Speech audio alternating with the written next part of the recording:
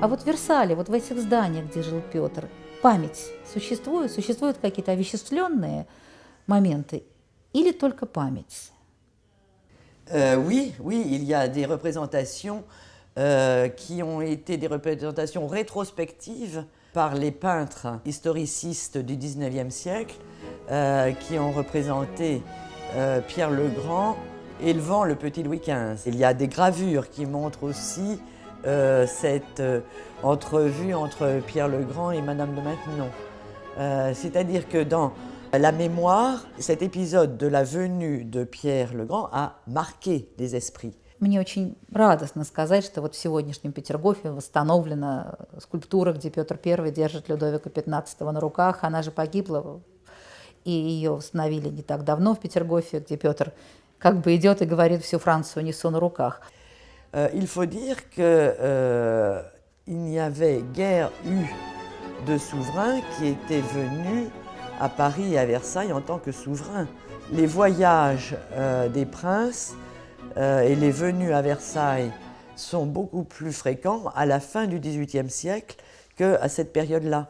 Ce fait d'un souverain qui voyage est tout à fait inhabituel. En ce qui concerne la France, de toute façon, les traditions de la monarchie française faisaient que le roi ne devait pas quitter son royaume. On a eu quelques petites exceptions, mais c'était la règle. Mais pour les Français, impensable d'imaginer un souverain quittant son royaume et allant faire son grand tour.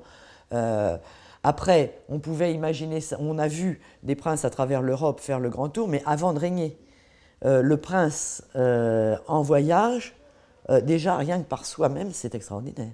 Так Петр шокировал Францию или очаровал?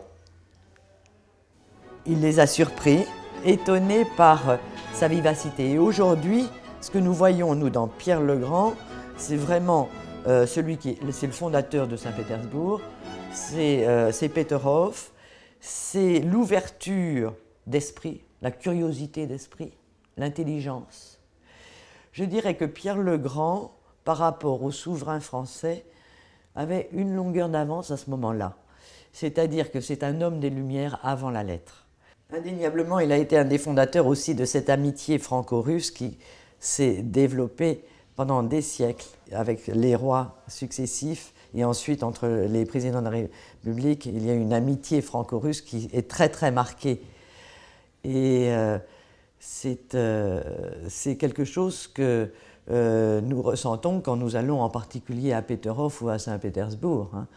Je dirais que nous ne nous sentons pas dépaysés quand nous sommes dans ces deux lieux et que nous nous ressentons un peu aussi chez nous dans toutes ces beautés. И пусть все это воплотится дальше в дружбе Петергофа и Версаля. Спасибо вам за эту беседу. Спасибо большое. Merci beaucoup.